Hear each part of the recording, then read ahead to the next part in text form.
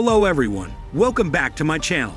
Today we will talk about European shocked, close-up tank Leopard 2A6 versus drone Lancet-3. Before watching the video, please like, comment and subscribe my channel.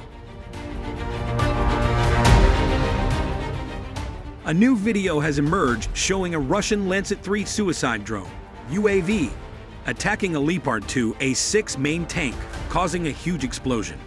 According to the Bulgarian military website, this is a rare video, a Lancet-3 UAV attacking a Leopard 2A6 tank that Germany supplied to Ukraine. Among the tanks that Ukraine used in actual combat, the Leopard 2A6 is the most modern.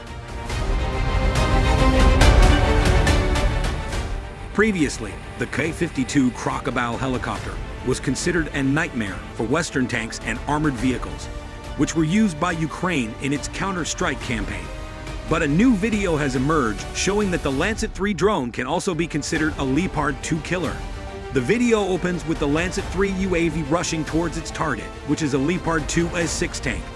The tank then rested on a dirt road when the Lancet-3 UAV engaged the Leopard 2A6 main tank. In the 10th second, the position of attacking the Leopard 2A6 tank aimed at the Lancet-3 UAV was right behind the turret. The video then switches to footage from another UAV, showing the Lancet-3 hitting its target and causing a huge explosion. According to the Bulgarian military website, the explosion may have come from an ammunition storage in the tank. The Leopard 2A6 may not have been completely destroyed, but it was certainly heavily damaged, and it is unclear whether the Ukrainian military will be able to repair the damage. It is not clear why the Leopard 2A6, supplied by Germany to Ukraine, is also so vulnerable if hit by a Russian Lancet UAV. This tank model is claimed to be able to withstand fire better thanks to the armor made of various composite materials, which is very different from Soviet-made tanks.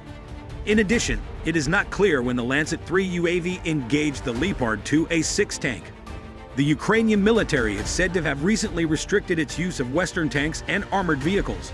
Instead, Ukraine divided its forces into small groups, marched ashore and secretly manually detected and removed mines. This slows counterattack.